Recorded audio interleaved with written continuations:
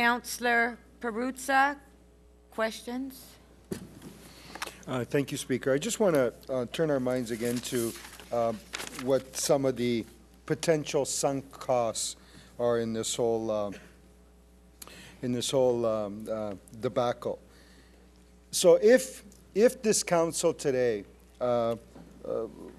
were to not make a decision and you were to proceed with planning and building the Eglinton Crosstown completely underground, what are the costs associated with that? Those things that you call sunk costs, burnt money, related to canceling the other projects.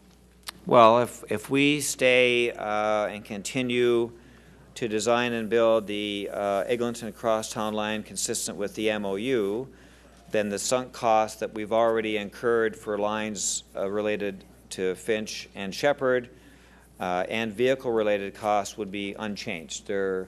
We would obviously be in a position to identify Shepherd and Finch costs. The vehicle, once this plan is finalized, the vehicle order would then be finalized, and there'd be a vehicle sunk cost penalty added to that infrastructure cost. Yeah, for example, just focusing in on Finch for a minute, it was my understanding that somewhere in the neighborhood of $15 million was spent just doing the environmental assessment and some of the planning and engineering work on Finch Avenue. Would that be fair? Something in that order of magnitude. But that wouldn't include the acquisition of the lands of that car house you just talked about, right? So there's been some money spent on Finch for preliminary design, EA work, and some minor design work. I don't think we've spent money on the property yet, but I can't remember. But all of those costs have been accumulated to a number somewhere between $48 and $65 million. Okay, but if let's say the lands for the car house were acquired by Metrolinx, that number that you're talking about wouldn't include whatever millions of dollars would have been spent on those on the car house lands on Finch. Well, yes, it would, although if we have bought money and if that's part of the sunk cost, presumably an argument we've made that asset could be sold and we might be able to recover some of those sunk costs. But if for example, you weren't able to recover all of the monies that you paid for the lands, then somebody would have to swallow that sunk cost, right? Well, that would be a sunk cost that would have to be covered by someone. Okay. So let's say hypothetically that this council did not make a decision today. So you're saying on Finch, or let's call it the former Transit City Plan or the cancellation of that, you have a number that you say runs anywhere from $48 million to $80 million, potentially $100 million of sunk costs, burnt money, correct?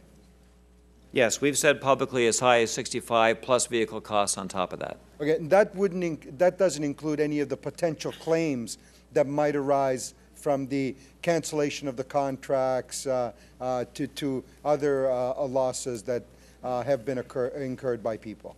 So the $65 million that I've referred to earlier is would not include the vehicle cost to shrink the order.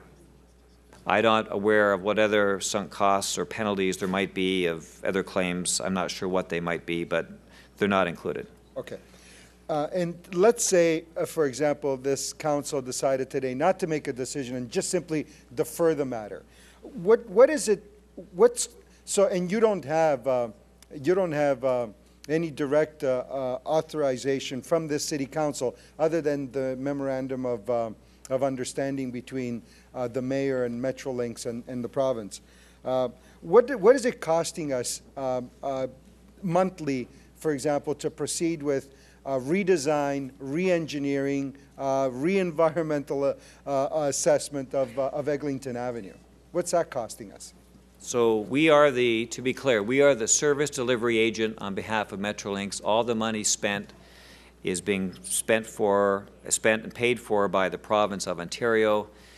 We are currently spending some money on engineering and design work related to the underground section east of Laird, and it's in the order of $1 million to $1.5 million, maybe $2 million per month.